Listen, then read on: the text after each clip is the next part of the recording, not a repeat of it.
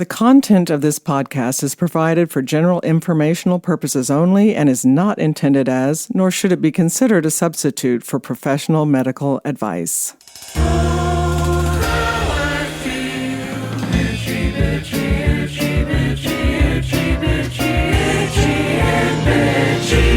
Hello, this is Karen Nickel, family nurse practitioner, and you are listening to Itchy and Bitchy, a podcast that provides answers to your many unanswered health questions. The year 2025 is about to come to an end, and in looking back at all the Itchy and Bitchy episodes released over the last year, I decided to share my top 10 stories, tips, or recommendations for those episodes. If you have a favorite episode, I would love for you to share that on our Facebook page, I&B Podcast. Here are my top 10 stories, tips, or recommendations of 2025. Sitting at number 10 is the episode about New Year's resolutions. How timely. If you want to be one of the 9% of people who stick to their New Year's goals, it helps to start with small, achievable goals to avoid getting overwhelmed. For instance, if you are trying to increase the amount of water you drink in a day to remain hydrated, consider swapping out your second cup of coffee for a glass of water instead.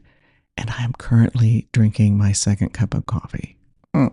When you've achieved that goal, you can expand your hydration goal until you've worked up to the amount of water you want to drink on a daily basis. Know why you've chosen your resolution. The deeper the meaning, the more likely you will stay committed to the goal. You can have increased success by writing your goals down. This keeps your goals visible and helps you remember them, which helps you achieve them. You can write your goal or goals down on a Post-it note and stick it to your bathroom mirror so you see it every day. I have used this method and it works. Share your goal or goals with your friends and family so they can support you. Support aids success. Consider choosing a goal that makes you happier rather than creating a goal that you feel you should do, that you feel obligated to do. Consider goals that improve your happiness. To do this, you need to make sure the goal you set is important to you and only you. Make a resolution that aligns with your goals, your priorities, your dreams, and your aspirations. Remember that goals are tools, not a measure of your value as a human being. Number 9 on the list is something to celebrate. Vaccines to help prevent UTIs is on the horizon. The various types of UTI vaccines that are currently being developed for treating recurrent UTIs includes ones that can be swallowed, injected, applied to the vagina, and sprayed under the tongue, which is sublingual. All of them work by boosting the body's natural immune system to fight off a UTI before it can take hold. While administration methods vary, all aim to protect against E. coli, the bacteria that most commonly infects the bladder, by stimulating the immune system to produce IgG antibodies. These antibodies are created in the mucosa of the body. By exposing the mucosa in the mouth to the vaccine, the bladder mucosa may also develop antibodies. Pretty clever. The vaccine Euroimmune is available in over 20 countries, including the Dominican Republic, Singapore, and the UK. Unfortunately, there are no UTI vaccines currently available in the U.S. Even though we have nothing available in the U.S., I want all of you to be aware that a UTI vaccination does exist, is available in other countries, and could be available in the U.S. in the future. When you consider that the financial impact of UTIs in the United States alone is around $2 billion annually, and more importantly, millions of women suffer from chronic UTIs, the lack of vaccination availability to help those with chronic UTIs is clearly a glaring issue. Hopefully one that pharmaceutical companies will soon see, so keep your eyes out for its arrival. At the number 8 spot is something I frequently encourage: self-advocacy. Part of self-advocacy that can be difficult for many people is advanced care planning, but it's important to regularly revisit your plan or establish one if you haven't done so. By doing so, you ensure that your wishes reflect any changes in your health that may have happened since the last draft of your document. You can change your preferences at any time. As I mentioned, it's not always easy to think about your preferences and advanced care planning in case you get seriously ill. But it's more upsetting to think about the care you might or might not receive because you didn't make your wishes known. Remember, planning brings you and your family peace of mind and is part of getting appropriate care as you age. The listener whose life was saved by advocating for herself when she knew something was wrong said to me, "You think you have many problems in life, but when you lose your health, you really only have one problem. So protect your health by being your own best advocate." I really enjoyed interviewing hormone expert Donna White, and I have that episode at number 7. We discussed new research that debunks the 2002 WHI study that led to major fear of HRT, hormone replacement therapy, and millions of women were abruptly taken off their HRT. And since this interview, the FDA has removed the black box warning for HRT. Black box warning indicates serious or life-threatening risks like increased risk of death, injury, or severe side effects requiring careful consideration by healthcare providers and patients before using the med. This warning is no longer applied to HRT. Here's a bit of the interview.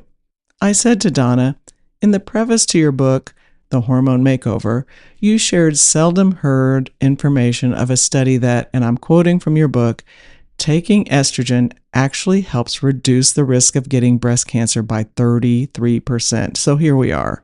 We have a new study published in the Journal of American Medical Association that suggests that women, especially for women in early menopause, the benefits of hormone replacement outweigh the risks.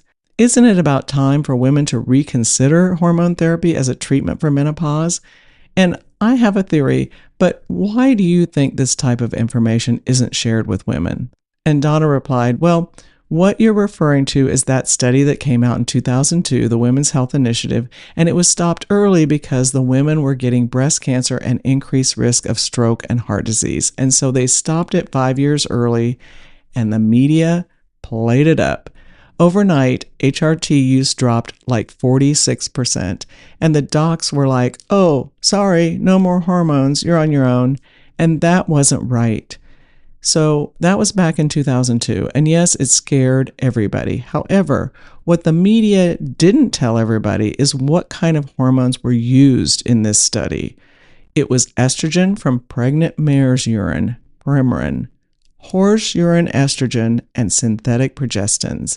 And so, with the stopping of HRT use and doctors obviously not showing concern for their patients, we lost a whole generation of medical education because of that one study done on hormones that aren't what we would recommend using at all. Donna continues, "But what is so interesting, the original authors of that same study came out 18 years later. They let us suffer for 18 years, that's my comment. 18 years later, a couple years ago, and said, wait, hold on here. Actually, those women on estrogen had a 23% less risk of breast cancer. And if they were on estrogen and then got breast cancer, they had a 44% less risk of dying from it. Did we hear that on Good Morning America? No. Nobody came up and cleaned up the mess that they made, and it has caused what I call a hormone crisis in this country, a lack of education. What does the research say? Estrogen doesn't cause breast cancer. Oral estrogen can cause issues. Non-bioidentical hormones can cause issues, but we don't have to use those. We can use bioidentical hormones. So it's very important to me. Donna concludes, and that's why I'm so grateful for you and people like you and I that are really trying to get the truth out for women so they don't have to struggle with menopause and just suffer with the symptoms. Let's talk about the truth and get rid of these ridiculous myths so that women can live longer, healthier lives without suffering the throes of menopause. Coming in at number 6 is an episode I did in May 2025 on the rise of cancer diagnoses among young adults. When launching into the decades of young adulthood, the focus is usually on starting a career, making new friends, or finding a partner, traveling the world, or just having fun. One thing that is not on the list is worrying about cancer. Unfortunately, cancer is occurring in more adults at younger ages, before they turn 40 or 50 or sometimes even earlier. Are our younger people just more inflamed? Could that be a contributing factor? This very thing has been examined, and one piece of info that comes through loud and clear is that when you look at the cells, the same colon cancer cells in young adults versus old patients, the younger patients' cancer cells have much stronger evidence of injury and inflammation. Are our young people living in a more inflamed environment than the one in which I inhabited when I went through childhood and young adulthood? And what are the things that are causing that inflammation to happen? Definite contributors to inflammation include, but aren't limited to, diets high in bad fats, obesity, and smoking. Another thing that researchers have explored is cellular aging by looking at blood biomarkers for aging. And guess what? They found that in patients who have young onset colorectal cancer, as well as some other early onset cancers like breast cancer, they see that the aging blood biomarkers seen in much older people are already present in these younger patients, suggesting a form of accelerated aging. I want to remind you again, if you are a person under the age of 50, or you are close to people who are under the age of 50, please remind yourself or them to seek medical advice in a timely manner if you have new and/or concerning symptoms. For example, if you are 28 years old and you have an episode of rectal bleeding for a day or two, don't blow it off. Schedule an appointment to be seen. Yes, it may be hemorrhoids, but that needs to be determined by a medical professional. The top 5 episodes are up after this quick break. I know, the suspense is unbearable. Stay tuned.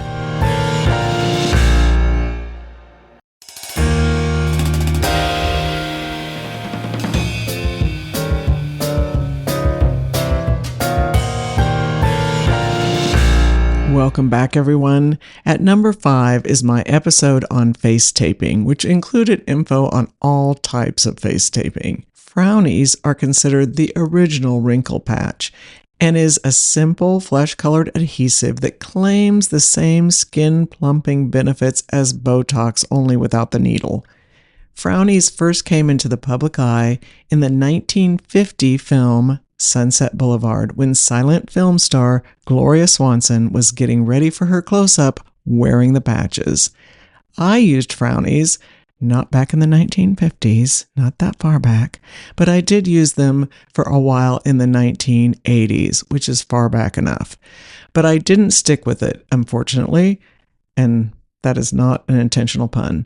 I was trying to take care of my 11s between my eyes, which unfortunately developed early in my life. As a matter of fact, my mother, who was an anesthesiologist, so she knew a thing or two, kept saying to me throughout my teenage years, "Karen, if you keep frowning like that, those lines will stay there permanently." And I said, "Yeah, sure, Mom," and proceeded to develop permanent frown lines. I'm sure she's still laughing at me from above. I'm sure of it. And okay, Mom, you were right about this and so many other things. You apply Frownies to your forehead and between your eyes every night. They essentially tape your skin taut, hindering wrinkle formation while you sleep. Many users claim to see smoother, less wrinkled skin in the morning. I said I might give them another try at that time. And if you want to try a face taping method newer than Frownies, you should look for something that is safe for your skin and designed to be used on your face. Medical grade silicone is a good option because it is skin friendly, removes gently, and is reusable. You can buy a roll of silicone tape and cut the amount you need, or you can buy silicone tape that is pre-cut and specially packaged for use on your face. Opting for a face tape kit is smart because the tape included is often clear, discreet, and designed for aesthetics, and the tape is sometimes infused with active ingredients like peptides or niacinamide. Even though I was sorely tempted to restart face taping after airing this episode, the sad truth is, nope, I never did that. A nurse practitioner friend of mine kept telling me I should start microneedling my face. Not a very subtle hint. Anyway, at the number 4 position is the episode on microneedling, also known as collagen induction therapy. It is a minimally invasive dermatological procedure that involves using fine needles to create controlled micro-injuries in the skin. These micro-injuries trigger the body's natural wound healing processes, leading to increased production of collagen and elastin, which are crucial for maintaining healthy, youthful skin. The procedure is widely used to address various skin concerns, including acne scars, wrinkles, hyperpigmentation, and stretch marks. Microneedling can also be used on the scalp to improve hair growth. In this August 2025 episode, I discussed 2 different microneedling devices that can be used at home: derma rollers and pen devices. The pen devices provide more precise treatment than the rollers and lessen the risk of tearing the skin, since needles of the pen enter the skin straight up and down compared to a triangular piercing of the skin that the roller causes. They feature one-time use needle cartridges, which can reduce the risk of skin infection as well. Some pens offer additional features like microcurrent or LED light therapy. A couple of popular pen device brands are Dr. Pen and Aura, O-R-A, electric microneedle. It is recommended that these devices be used in conjunction with serums for best results. Serums that are typically used include hyaluronic acid, peptides, ceramides, or EGF, which is epidermal growth factor. Whatever serum you choose, make sure your formula is fragrance-free to minimize the risk of irritation. Now, I didn't start face taping after the episode with that info, but I did start microneedling at home using a Dr. Pen device. I do use a serum when using the pen. The serum I use is Glow, G-L-O, BioRenew EGF drops that contains hyaluronic acid, peptides, and EGF. I've been doing the treatment once every 2 weeks, and it takes me about 30 minutes to complete the steps of prepping my face and neck as recommended to reduce infection risk, and using the device over both of those areas. I have noticed some improvement in my skin and softening of my wrinkles, and a few people have commented positively about how my skin looks, so hey, I guess I'll keep it up. The lithium episode is my number 3 choice. I shared with you information on the benefits of low dose or micro doses of lithium, which can be purchased over the counter. Based on the review of 14 positive studies including cognition, depression, suicide, and substance use disorder, the strongest evidence for its use is for the prevention of dementia and suicide. Some studies showed positive outcomes when using it for depression, substance disorder, and irritability. Off-label usage of lithium began when the cognitive benefits were first noted in those who were taking lithium for bipolar disorder. Studies to examine the use of lithium to treat Alzheimer's began when studies of those treated with lithium for bipolar disorder showed a significant reduction in the risk for dementia. Some of these clinical trials have found benefits for slowing or halting the progression of cognitive decline with lithium treatment. After reading all the research for this episode, especially the dementia research, I started a low-dose lithium using Swanson's lithium orotate 5 mg capsule once daily. This particular product has been third-party tested and approved by consumer labs. I have not had any side effects, so I continue to take it for the cognitive function benefit. In my number 2 slot is red light therapy. I knew that red light therapy could help skin, hair, muscles, and joints, but honestly, I was not aware that there are studies that show that headsets and helmets can transmit near-infrared light through the skull and nostrils, exposing the brain to red light therapy. There is ongoing research showing how this treatment affects cognition in people with dementia. Totally did not know this. In 2021, a review of 36 studies was completed and all studies reported positive results. They showed significant improvements in the cognitive function after treatment with red light therapy through the nose and skull. More recently, a 2021 study included patients aged 50 to 85 years old who had been diagnosed with early to mid-stage dementia, who had dementia-related symptoms, and were generally healthy. These folks were exposed to LED red light therapy for 6 minutes daily for 8 weeks. At the end of the treatment, researchers saw positive cognitive improvements without significant adverse effects in people with both mild to moderate dementia. Amazing. After doing the research for this episode, I definitely wanted to run out and buy a red light helmet or mask or both, but I'm afraid I'm going to have to save up a few pennies before I do that. For me, the March 15, 2025 episode called The Best Health Advocate Is You sits at number 1 for the year 2025. In that episode, I shared a listener's story about how she had worsening abdominal and pelvic symptoms that were being incorrectly evaluated and treated. I shared with you that she had been listening to Itchy and Bitchy, previously called Sweaty and Pissed, for quite a while, and re-listened to one that I did with comedian Leanne Morgan during Ovarian Cancer Awareness Month. Our listener didn't connect the ovarian cancer dots at that point, but she remembered that she had heard in that episode that if you're feeling dismissed, but you know something is wrong, you should keep pushing for an evaluation of the problem by your provider or get a second opinion. I brought up that story again in March because another listener reached out to me and shared the most amazing story. She gave me permission to tell you her story as she told it to me, and I've taken out some pieces of her communication to protect her identity. Here's what she wrote to me. I have been listening to your podcast, Itchy and Bitchy, for quite some time now and always learn a lot and find your topics interesting. I am writing to you to thank you specifically for your episode that you produced earlier in the year entitled The Best Health Advocate Is You, where you shared a story about a woman with ovarian cancer who was initially dismissed, then sought out further help for her health. I listened to that episode over and over and felt it could also be my story. I saw my doctor last year for unexplained discomfort in my abdomen, some tiredness, and generally feeling draggy. My doctor thought my symptoms were related to menopause, although I am 65 and well through that now. In March, I listened to your episode and decided, as I still had the same symptoms, I would find someone else in the area to see if I could have further investigations. That turned out to be the best decision I could have made.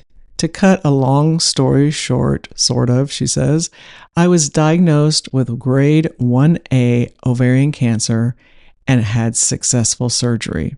As it was caught early, I have not needed any further treatment. I realize I have not been through anything near what your listener in the episode has been through, but it has still been a journey of ups and downs, and I will need regular monitoring for the next 5 years. I was hoping you could pass on my thanks to the person you shared about in the episode. It was amazing to hear her story, and I felt such a connection.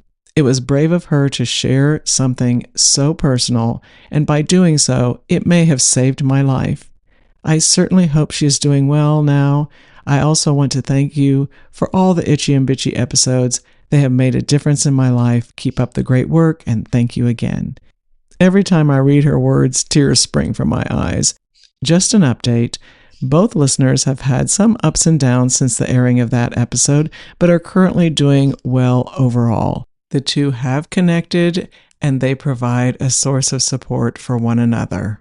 I think we often forget how interconnected we are, even across the globe. This is truly a small world, and by sharing our stories, we can help and support each other. Again, if you have a favorite episode from the year 2025, please let me know by commenting on our Facebook page, I&B Podcast. I wish all of you happy holidays and a very happy and healthy new year.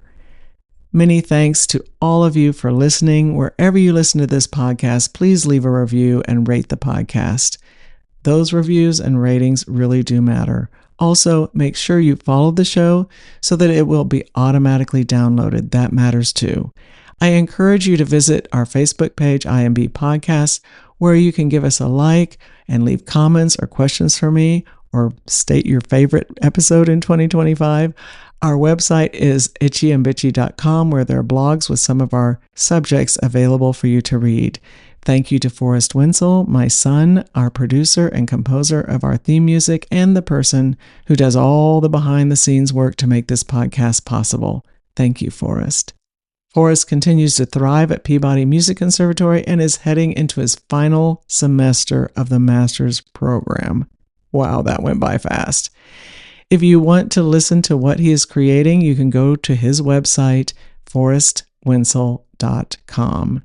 Remember, please, now and in the new year, your health is in your hands.